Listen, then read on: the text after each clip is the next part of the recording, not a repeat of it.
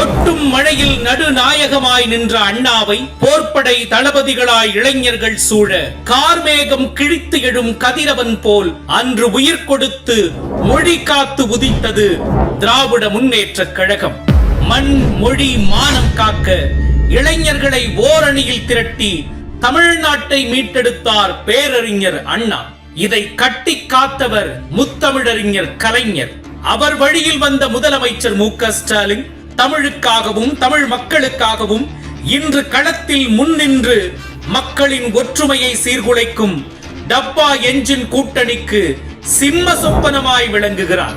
அவருக்கு பலம் சேர்க்கும் தளபதியாய் தமிழ்நாட்டின் வளர்ச்சிக்கான அச்சாணியாய் நின்று இளைஞர்களை வழிநடத்துகிறார் துணை முதலமைச்சர் உதயநிதி ஸ்டாலின். இளைய சமூகத்திற்காக நம் முதலமைச்சர் அவர்கள் உருவாக்கிய திட்டங்கள் ஏராளம்.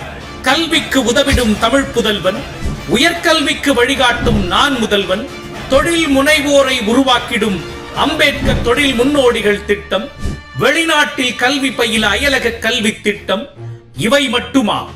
விளையாட்டுத் துறையில் இளைஞர்கள் சிறந்து விளங்கிட முதலமைச்சர் கோப்பை போட்டிகள், சட்டமன்ற தொகுதிகள் தோறும் மினி ஸ்டேடியங்கள், சென்னையில் உலகத்தரம் வாய்ந்த விளையாட்டு நகரம் என நீள்கிறது பட்டியல்.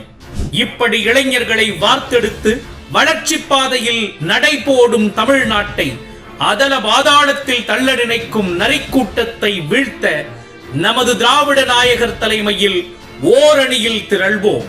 விருதுநகரில் நடைபெறும் இளைஞரணி மாநாட்டில் கழகத்தின் உயிர் நாடியான இளைஞர்கள் ஒன்று கூடி முதலமைச்சர் மு.க. ஸ்டாலின் வழியில் பிளவுவாத சக்திகளை வேறறுப்போம். திராவிட மாடல் 2.0 அமைந்திட உறுதி ஏற்போம்.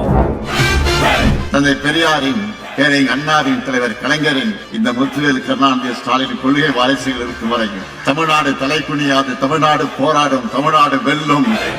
இளைஞரணி படை தயாரா?